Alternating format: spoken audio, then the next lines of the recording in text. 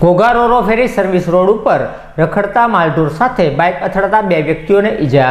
Ghogha રોરો ferry service road ઉપર રખડતા માલઢોર સાથે ભૂતેશ્વર ગામેથી નીકળેલા 2 યુવકોનું બાઇક અથડાતા બંને યુવકોને ઈજા થવા પામી હતી, જેમને તાત્કાલિક સારવારથી ખસેડવામાં આવ્યા હતા।